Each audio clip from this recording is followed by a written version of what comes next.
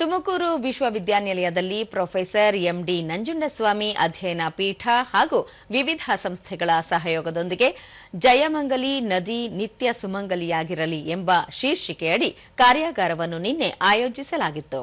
ಕಾರ್ಯಕ್ರಮದಲ್ಲಿ ಮೌಲ್ಯಮಾಪನ ಕುಲಸಚಿವ professor H S Mohan, ಪರಿಸರವಾದಿ Shivananda ಕಳವೆ, ಲೇಖಕ ಮಲ್ಲಿಕಾರ್ಜುನ ಹೊಸಪಾಳ್ಯ, ಪ್ರೊಫೆಸರ್ ಎಂಡಿ ನಂಜುಂಡಸ್ವಾಮಿ, ಅಧ್ಯಯನ ಪೀಠದ ಮುಖ್ಯಸ್ಥ ಡಾ ಮುನಿರಾಜ್, ವಿಶ್ವವಿದ್ಯಾನಿಲಯದ ಸಮಾಜ ಕಾರ್ಯ ವಿಭಾಗದ ಪ್ರೊಫೆಸರ್ ಪರಶುರಾಮ್ ಕೆಜಿ, ಸರ್ಕಾರೇತರ ಸಂಸ್ಥೆಯ ಮುಖ್ಯಸ್ಥ ಜಿವಿ ರಘು ಸೇರಿದಂತೆ ಮತ್ತಿತರರು ಉಪಸ್ಥಿತರಿದ್ದರು.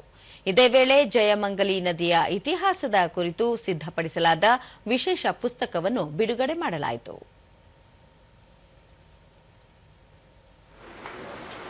ಶಿಕ್ಷಕರು ಆದಂತಹ ಶ್ರೀ ರಘು ಸರ್ ಅವರನ್ನು ನಮ್ಮಲ್ಲಿರುವಂತಹ ಕೆರೆ, ಕಟ್ಟ, ಹಳ್ಳ, ನದಿ, ಕೆರೆ. ಬಳಿಕ ಶಿವಾನಂದ ಕಳವೆ, ರಾಜ್ಯದ ಹಲವೆಡೆ ಬಯಲು ಸೀಮೆಗಳಲ್ಲಿ ಮಳೆ ಕಡಿಮೆಯಾಗಿದೆ.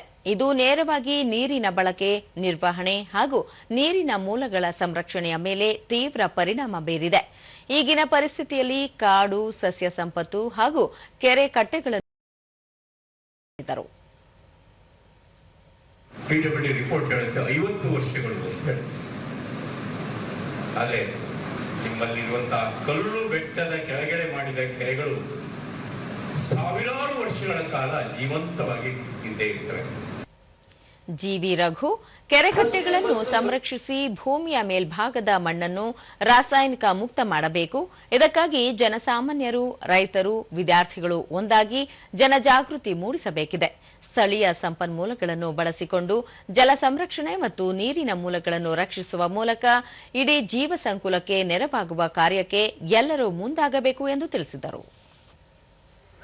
ಆ 3 ಅಡಿ ಮಣ್ಣನ್ನ ಸಂರಕ್ಷಣೆ ಮಾಡಿದ್ರೆ, ಅಲ್ಲಿ ತೇವಾಂಶ ಇರೋಂಗ್ ಮಾಡಿದ್ರೆ ನಾವು ಮುಂದೆ ಕೂಡ ಆಹಾರ ಬೆಳಿಬಹುದು, ಊಟ ಮಾಡ್ಬೋದು. ಇಲ್ಲಾಂದ್ರೆ ಊಟ ಮಾಡೋದು ಕಷ್ಟ ಇದೆ, ಮಾತ್ರ ನಂಬ್ಬೋದು.